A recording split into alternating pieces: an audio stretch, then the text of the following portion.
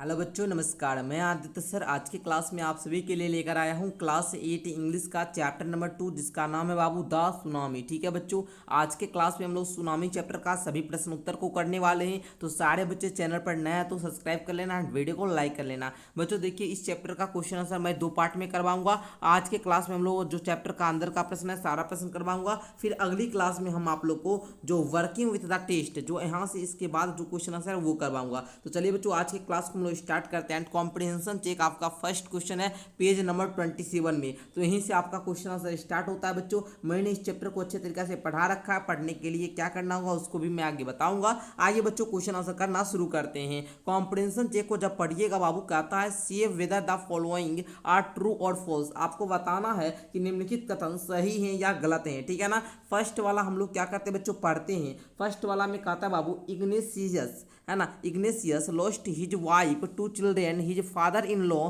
And his brother in law in the tsunami. अर्थात Ignatius ने tsunami में अपने पत्नी, हिज वाइफ मतलब अपनी पत्नी है ना, टू चिल्ड्रेन अर्थात 2 बच्चों, फादर इन लॉ अर्थात ससुर, और ब्रदर इन लॉ अर्थात साली। मतलब इग्नेशियस ने सुनामी में अपनी पत्नी, 2 बच्चों और ससुर और साली को खो दिए। तो बच्चों ये बात आपको पता होगा, ये बात सही था। तो आप लोग बोलिएगा ट्रू। क्या बोलिएगा? ट्रू। ठीक है, ये बात क्या हो जाएगा सर? सही हो जाएगा। आगे बोलता है संजीव मेड इट। यहाँ पर देखिए बच्चों, थोड़ा छोटा है तो देखने में आपको दिक्कत होता होगा, इसलिए हम यहाँ पर आपको समझाते हुए चलेंगे। ठीक है, तो पहला वाला आपका ट्रू हो जाएगा। दूसरा में कहता है कि Sanjeev made it so to safety after the tsunami. अर्थात संजीव सुनामी के बाद सुरक्षित स्थान पर पहुंच गया। तो बच्चों ये बात गलत हो जाएगा, फॉल्स लिख लेना। आगे देखना, कहता है यहाँ पर मेघना was saved by A relief helicopter. अर्थात मेघना को एक राहत हेलीकॉप्टर ने बचाया। तो ये बात गलत है बाबू, फॉल्स हो जाएगा। ओके,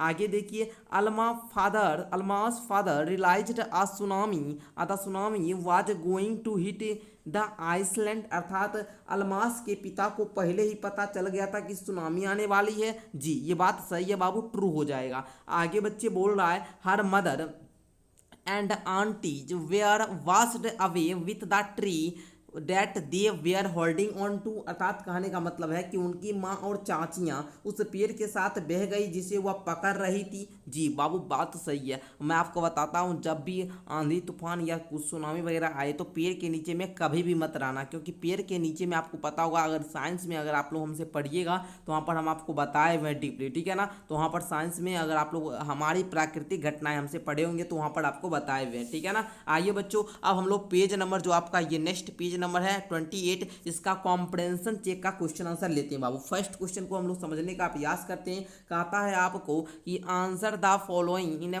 फ्रेज, और क्या सेंटेंस में आपको देना है। ओके बच्चों, फर्स्ट क्वेश्चन को देखेंगे। सारे बच्चे थोड़ा सा छोटा होता है इसलिए हम थोड़ा बड़ा कर देते हैं ताकि बच्चे को देखने में प्रॉब्लम नहीं हो। Why did Tilly's family come to Thailand. है ना बच्चों, कहता है कि टिली का परिवार थाईलैंड क्यों आया था। तो बच्चे उत्तर लिखने के लिए तैयार हो जाइए, है ना। Working with the test answer नहीं है ना, तो लिखिए बच्चों उत्तर में कि Tilly's family had come to Thailand to celebrate Christmas. अर्थात टिली का जो परिवार था ना, वो थाईलैंड कम कहा हुआ था जी, क्रिसमस को सेलिब्रेट करने के लिए। ओके बच्चों, आगे देखना। सेकंड क्वेश्चन कहता है what were the warning signs that both Tilly and her mother saw. अर्थात टिली और उसकी माँ ने कौन कौन से चेतावनी संकेत को क्या किए थे, देखे थे बच्चों। तो लिखिएगा this saw the sea rise suddenly अर्थात अचानक, एंड फ्रॉम विलरफॉल्स which were unusual and frightening science. अर्थात उसने समुद्र को अचानक क्या क्या था, उठते हुए देखा था, राइज करते हुए देखा था। ठीक है बच्चों, और क्या देखा था जी, पानी को उबलते हुए देखा था। ठीक है ना। ठीक है, अच्छा, और क्या देखा था, भंवर बनते हुए देखा था, और समुद्र तट क्या हो रहा था बच्चा, जो छोटा होता जा रहा था ना, उसको देखा था। तो उस लोग अनयूजुअल क्या हुए थे, डर गए थे। ठीक है ना, ये बात आप लोग समझ गए ना। आगे देखिए, आगे का क्वेश्चन हम लोग समझ रहे हैं बाबू। आगे आप लोग का क्या है थोड़ा समझिएगा। कहता है do you think Tilly's mother was alarmed by the warning sign. कहता है कि क्या आपको लगता है कि टीली की माँ इन संकेतों से क्या हुई थी, वार्निंग अर्थात घबरा गई थी। ठीक है बच्चों, तो बोलिएगा यस, हाँ, सी वाज अलार्म्ड, वह घबरा गई थी। बट लेकिन टीली नॉलेज, टीली ने उसे मतलब टीली को है ना, उसे यार नहीं समझ में आया था। ठीक है ना, अच्छा, but Tilly knowledge and behaviour made her understand the danger better, so day acted quickly. अर्थात लेकिन उसे यह समझ नहीं आया कि क्या हो रहा है, ठीक है बच्चा। मतलब टीली की बात मानकर समुद्र तट छोड़ दिया। मतलब टीली का जो ज्ञान था ना, उसका जो बिहेवियर था ना, वो उस डेंजर को है ना बेटर तरीका से क्या क्या समझा दिया, ठीक है ना। इसलिए वो क्विकली एक्टेड हो गई थी, ठीक है। आ जाइए क्वेश्चन नंबर 4 को देखते हैं। क्वेश्चन नंबर 4 कहता है where had Tilly seen the sea behaving in the same strange fashion. अर्थात कहने का मतलब है कि टीली ने समुद्र को इस तरह अजीब व्यवहार करते कहाँ देखा था, स्ट्रेंज फैशन करते कहाँ देखा था, सेम है ना बाबू। तो लिखिएगा Tilly had seen such behaviour in a video of a tsunami shown in her geography class at school. वो जो है ना ऐसा बिहेवियर करते हुए, यही सेम ऐसा बिहेवियर करते हुए वो वीडियो देखी थी। कहाँ पर? तो वो अपने स्कूल में ज्योग्राफी के क्लास में, ठीक है ना। जब भूगोल की कक्षा हो रही थी ना, तो वो अपना स्कूल में एक वीडियो में देखी थी, ठीक है बच्चों, जो उसके टीचर दिखाए होंगे। पांचवा क्वेश्चन कहता है बाबू कि where had the Smith family and the other on the beach go to escape from the tsunami. अर्थात स्मिथ परिवार, जो स्मिथ के जो परिवार थे और समुद्र तट पर मौजूद अन्य लोग कहाँ गए थे? तो लिखिएगा they all ran to swimming pool at the hotel for safety. अर्थात वे एक होटल की तीसरी मंजिल पर चले गए थे। कहाँ? They have all student swimming pool है ना, स्विमिंग पूल में होटल के सेफ्टी सुरक्षित स्तर पर, ठीक है ना।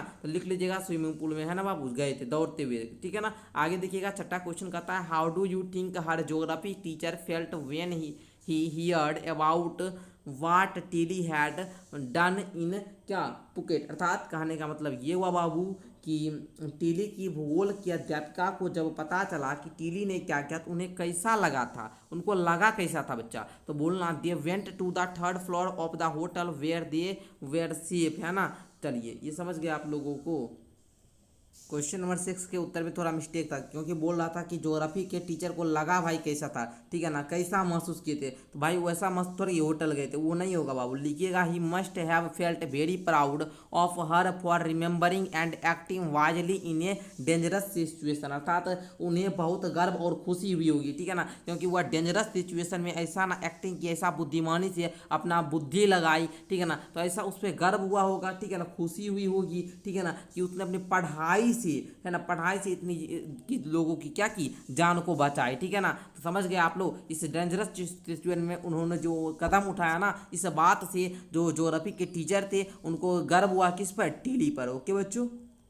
आइए बच्चों नेक्स्ट अब आप लोग का ये है बाबू अंतिम वाला है ना, पेज नंबर 30 का।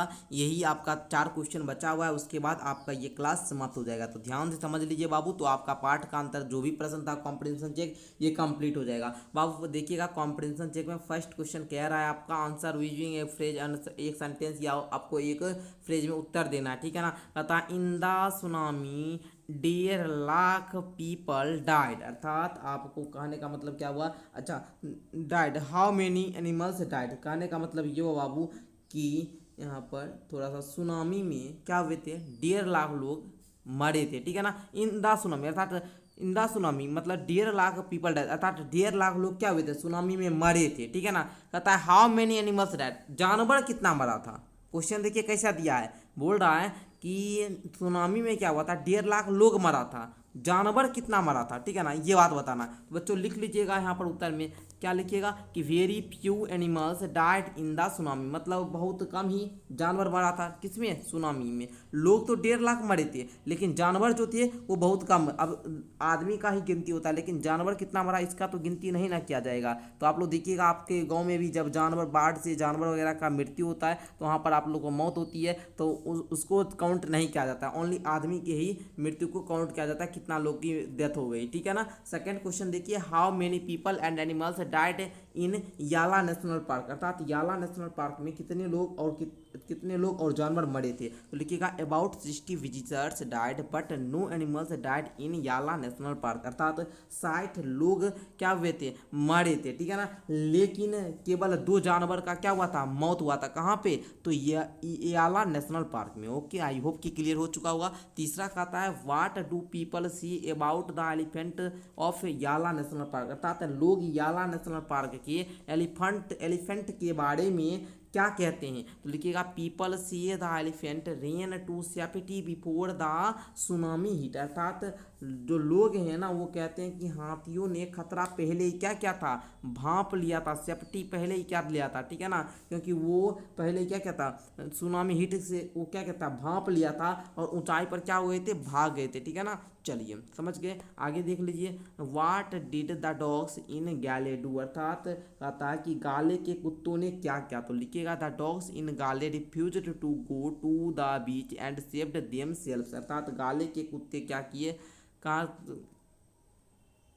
ठीक है, तो बोल दीजिएगा गाले के कुत्ते समुद्र तट पर जाने से इनकार कर दिया और सुरक्षित जगह की ओर भाग गए थे। तो आई होप कि आपका ये भी क्वेश्चन क्लियर हो चुका होगा। तो प्यारे बच्चों बस अब आप लोग का इतना ही क्वेश्चन था, फिर अब हम लोग नेक्स्ट क्लास में क्या करेंगे, वर्किंग विथ द टेस्ट का जो भी क्वेश्चन है इसको अगले क्लास में करेंगे। तब तक के लिए धन्यवाद। ये जो पार्ट का अंदर का जो भी क्वेश्चन था उसको मैंने करवा दिया। मिलते हैं एक अगली क्लास के साथ, तब तक के लिए धन्यवाद। ओके बच्चों, चलिए।